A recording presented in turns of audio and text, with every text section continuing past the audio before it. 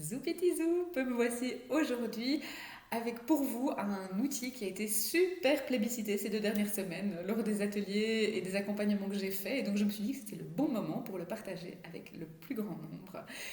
Et du coup, j'ai une pensée un peu émue pour mon grand-père, le défunt parrain Jules, qui me disait toujours quand j'étais petite qu'il fallait absolument réfléchir avant d'agir. C'est un truc que j'ai vraiment intégré là dans ma tête, mais qui parfois me pose problème quand je suis tout d'un coup sur mon vélo et que j'ai quelqu'un qui m'apostrophe, ou bien quand je reçois un mail auquel je suis très très tentée de donner une réponse incendiaire et d'appuyer sur le bouton envoyer directement. Et bien dans ces moments-là, j'utilise l'outil du stop.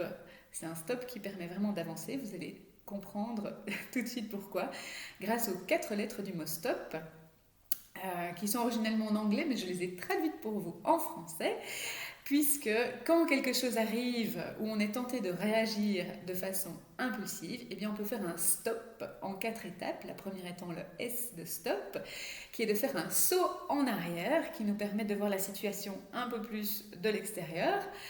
Et ensuite de prendre le temps, donc le T de stop, le temps de penser, de réfléchir et de voir les options, le hop de stop, qui sont devant nous. Et puis finalement de décider parmi ces options laquelle on prend et de dire c'est parti pour l'option qu'on a choisie, le P de stop.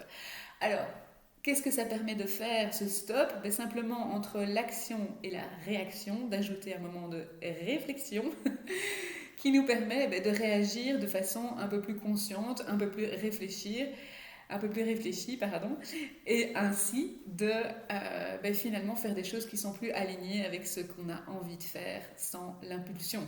Même si parfois c'est tout à fait chouette de se dire oui, j'ai vu mes options et en fait je fais quand même ce pourquoi j'avais l'intuition à la base.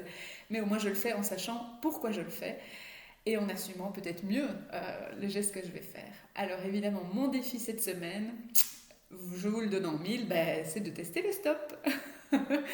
Donc quand vous avez un collègue ou une collègue qui vous dit quelque chose et vous vous dites ah tiens, j'ai envie de réagir direct, quand peut-être votre entourage proche vous incite à réagir d'une façon peut-être un peu impulsive, testez ce stop, ce moment de réflexion qui vous permet d'agir en toute conscience, en sachant ce qu'on fait et pourquoi on le fait. Un stop qui permet d'avancer. Zoupiti zoup.